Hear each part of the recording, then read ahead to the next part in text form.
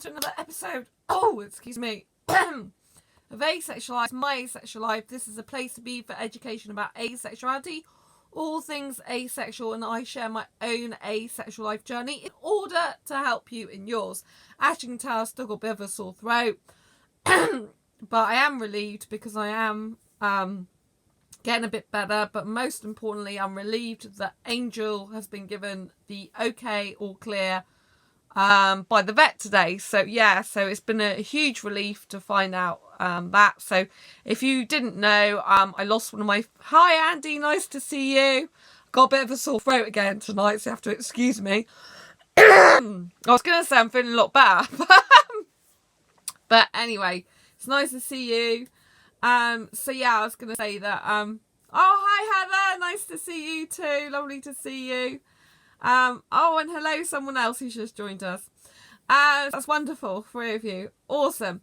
So I was going to talk to you tonight about having some relief and also about visualization. Actually, they tie in quite nicely.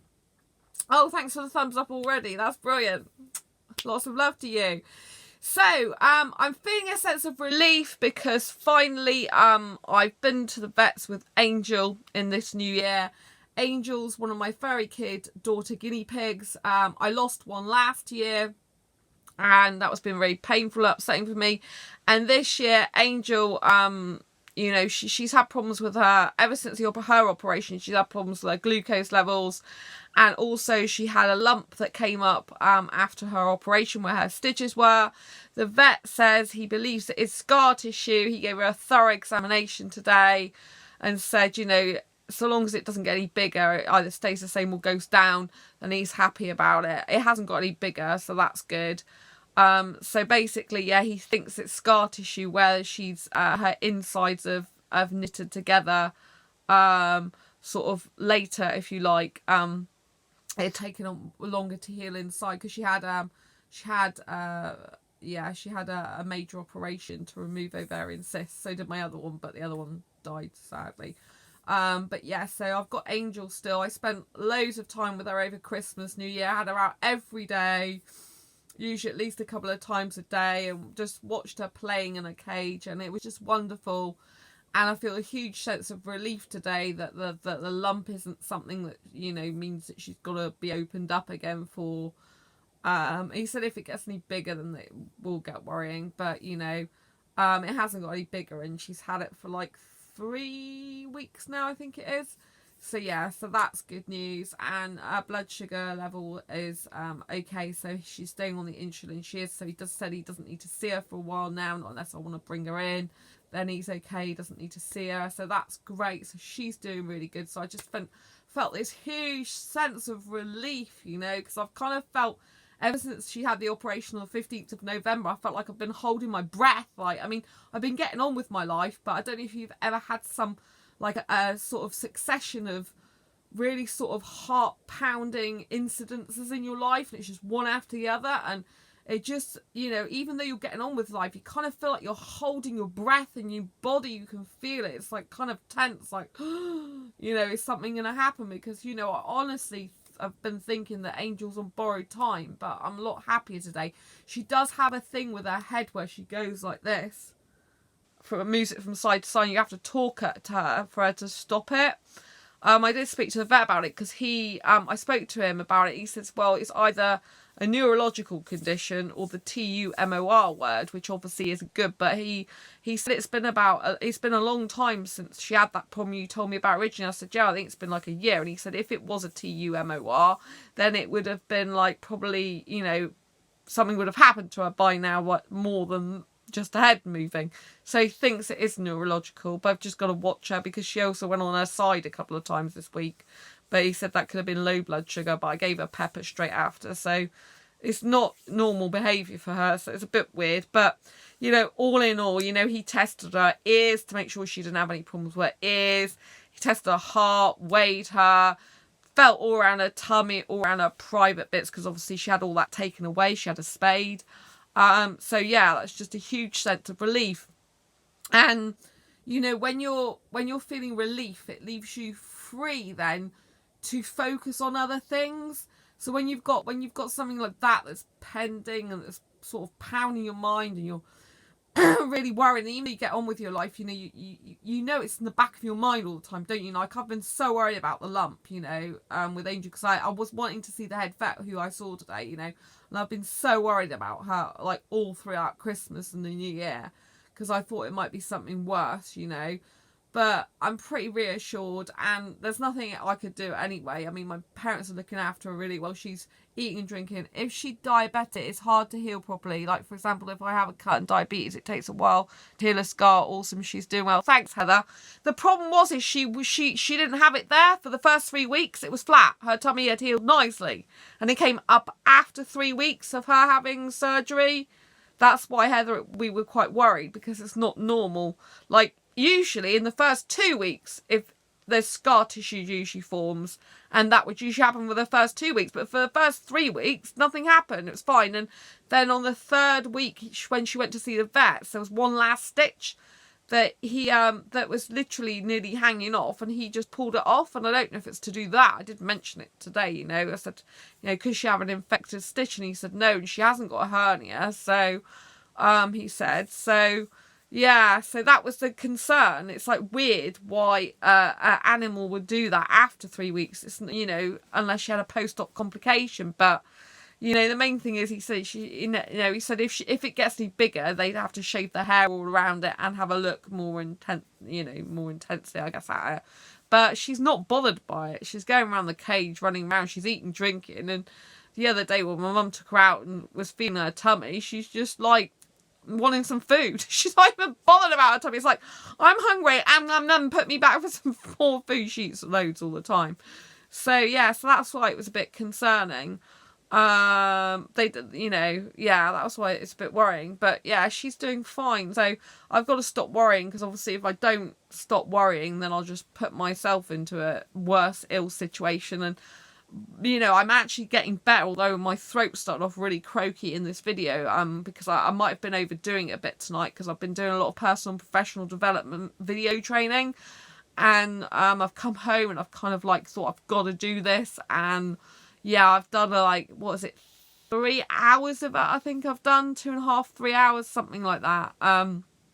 So it's kind of like, you know, I unpacked all my case, and, you know, did shopping, unpacked all my case, which took Asia and my shopping trolley and various things, went food shopping, and, you know, I've done quite a lot today. So I'm feeling a little bit like, I don't know, I was feeling a bit dizzy, but I still got an ear problem. So I was diagnosed with the doctor just before New Year's. I've got an infection, but my throat's a lot better. My glands are going down, so this is a relief as well. My glands are going down. It's not, you know, it's still a bit tender here. I can still feel a little bit here. But in general, my throat's a lot better, because it isn't hurting like it was before. But I've got problems with my ears. I'm taking steroid drops for my ears at the moment, because I keep intensely itching.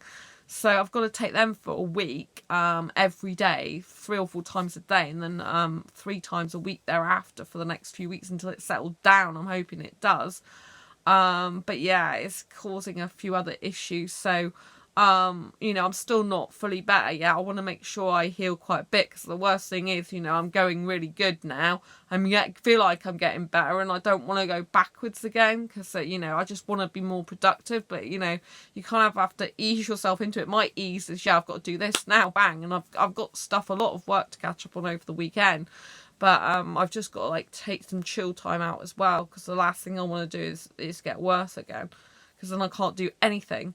So but I just wanted to express, you know, my sense of relief, and talk about how this as well ties into visualization. So a good thing to do, if you can, if you're able to, is if you have obviously goals, ambitions and dreams for the future, which you should be setting now with the beginning of the new year. You should be setting these goals, ambitions and dreams for the next like month, 2 months, 3 months, ideally the whole year, but at least try and do it for like the next 3 months, January, February, March, you know, what your goals, ambitions or dreams are, whether they're family dreams, friends dreams, you know, goals, you know, what you want to do with your friends, what you want to do with your family, how, you know, relationships you want to improve, whether you want to improve your career, finances, all that type of thing, you should be setting these goals and working on them. That's what I've been doing today. I'm watching personal and professional development videos, which are to do with productivity, energy, motivation, self-discipline, all that type of thing, focus, you know. So that's the type of videos I've been I'm watching this week to try and I'm going through a program at the moment. It's actually free, and it's to help get clarification about the goals that you're setting for the new year and this year, and try and help with it. And part of one of the things they say to do in order to make your future goals come to fruition is to actually physically in your mind visualize it. So like if you are looking to be, for example, I wanted to be a speaker in London, right, which I did at the UK Asexuality conference last year, but I did have to visualize myself doing that a lot.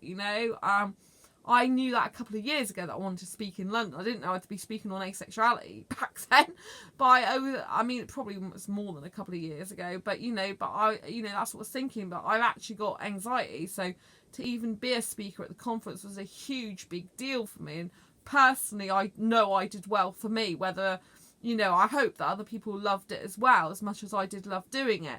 But I know it's a personal achievement for me, regardless of what anyone externally thought. I knew it was something that was good for me. And you have to be able to visualize yourself doing these things, even if they're not what you normally do. I've never spoken in front of that many people before in my life, so to be able to get the future you have to visualize. But if you're dealing with a lot of problems, like issues in your life that are pending, that are really sort of like I said, you get the feeling where you're holding your breath, even though maybe you're not literally holding your breath, but you're feeling like it because you've got a lot of problems going on.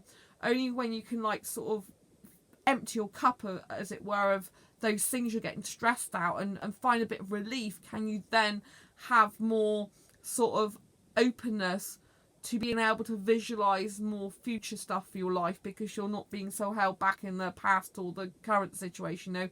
The current situation's freed you up a bit to think more about your present and your future.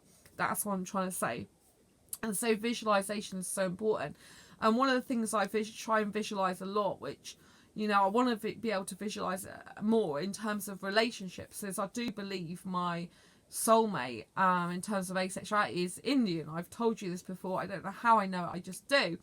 And one of the things that I forgot to tell you that my best female friend bought me for Christmas was something from India, which I haven't shown you, and I just thought it's really beautiful.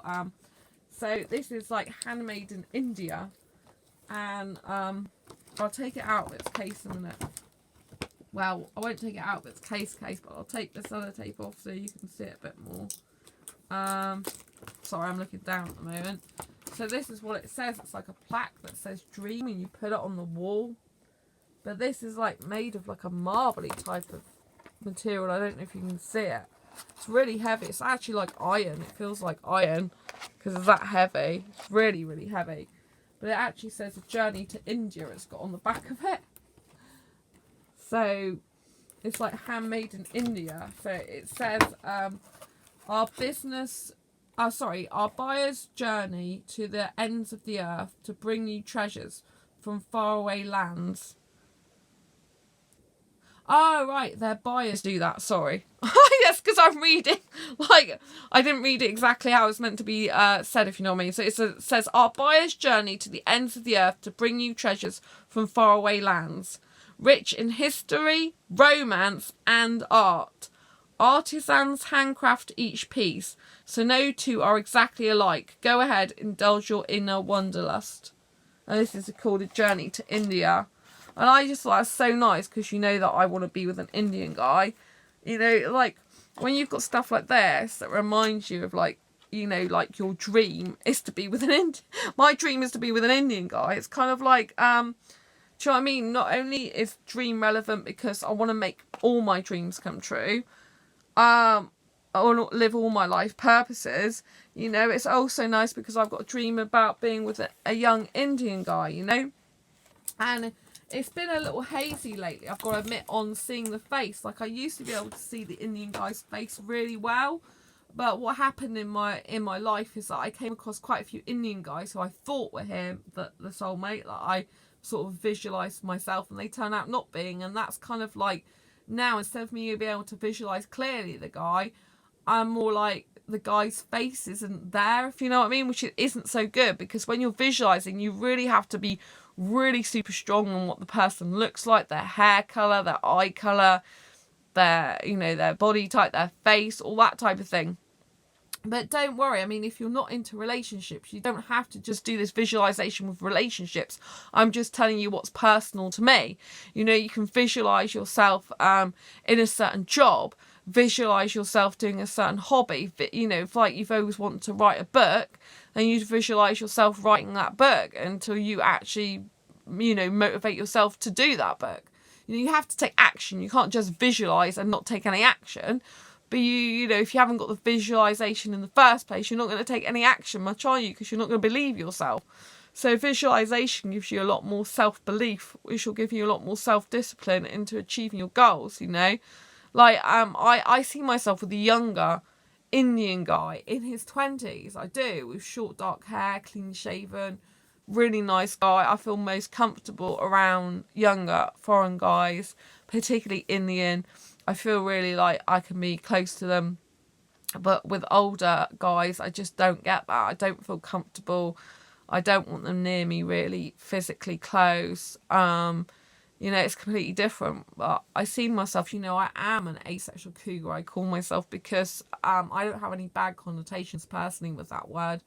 And it basically means that I like younger guys, you know, it's just the way I am.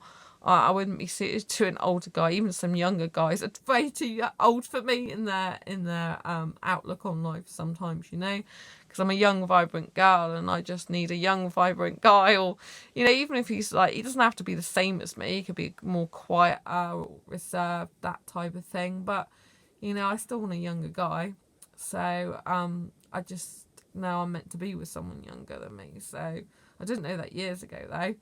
But, you know, that's what I'm trying to say is, you know, when you've got a lot of issues and problems, when you're relieved of those, it leaves your life more open a bit to being able to visualise your present and your future. And that's so important because you want some hope for the future, don't you, you know? And so wherever your asexual life is right now, in terms of relationships, finances, friends, all that type of thing, you know, visualize these things. If you want more confidence in your life, then visualize yourself being more confident. What would that look like? What type of person would you be? What sort of body language would you be giving out? How would you be speaking? What would you be doing? Do you understand what I mean? So that once you start visualizing things, then, you know, more things will happen for you. But you can't do all that necessarily as well if you got so much filling all that sort of visualization space up.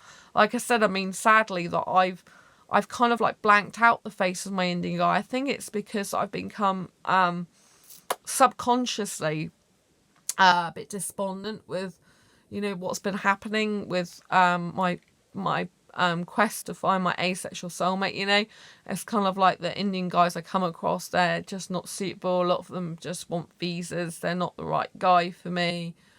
Some of them don't even care about me, or not even bothered about me. The ones that say they are don't really mean it, or they're in another country, never likely to come over here. Do you know what I'm saying?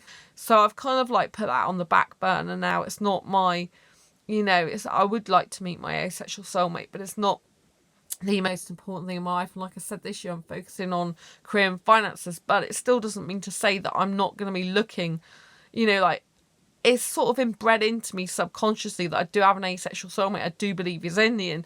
So I'm kind of always on the lookout in case he's around, you know, in case he's on any asexual dating sites, in case he's on ASAP, you know, in case he crops up somewhere. So I'm not like, it's not like I'm not, you know, I think in all areas of your life, you've got to put some focus and intention, otherwise you'll never get anywhere. But my main issue this year is business, career and finances, because I think if I get that sorted a lot more and a lot more stable and secure in myself with that, then I think it will lay the path and foundation down for a much more successful and healthy relationship in the future. Maybe my Indian guy's just too young to find me at the moment, you know, because I do like a younger guy. I just know I'm meant to be with a younger guy. So, you know, just if you're in the situation where you've got a lot on your plate lately, you know, I hope, you know, you get that sense of relief, because if you're trying to put so much stuff in your sort of life and you haven't got rid of the old stuff or the old problems or old issues, it's a lot harder to get your goals, ambitions and dreams. It's a bit like a train when you're trying to go up a hill with a train and the track's worn out, if you know what I mean. And like you know, it's not going very smoothly really. It's got a few ridges on the old track.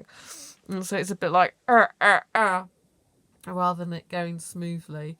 So, and like you're carrying loads of excess, you know, like, I don't know, you could be one of those trains which has, you know, which instead of carrying passengers that much, you've got these mounds of goods or whatever, because you're a delivery train. And just, you know, you got so much on in your carriages that it's just piled up high that, you know, getting up the track takes longer because you're slow with all the weight, if you know what I mean.